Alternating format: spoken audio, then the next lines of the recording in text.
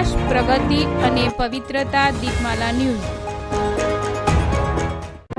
નમસ્કાર. કલોલ ખાતે શ્રી વિશ્વકર્મા સંગઠન સમિતિ દ્વારા નવીન હોદ્દેદારોની નિમણૂકનો કાર્યક્રમ યોજાયો. જય વિશ્વકર્મા સંગઠન સમિતિ દ્વારા કલોલ કલ્યાણપુરા વિસ્તારમાં જય વિશ્વકર્મા સંગઠન સમિતિના હોદ્દેદારોની નિમણૂકનો કાર્યક્રમ યોજાયો હતો. આ કાર્યક્રમની શરૂઆતમાં વિશ્વકર્મા દાદાની આરતી સાથે કરવામાં આવી હતી.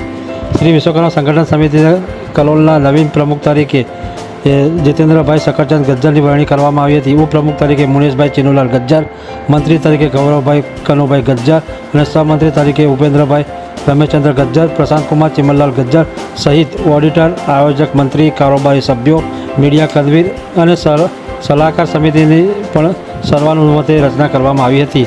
નવીન નિમાયેલ કારોબારી સમિતિને સમાજના સ્વર્ગી વિકાસ એકતાને મજબૂત કરવા માટે સૌને શુભેચ્છાઓ પાઠવી હતી. દીપમાલા ન્યૂઝ, કલોલ.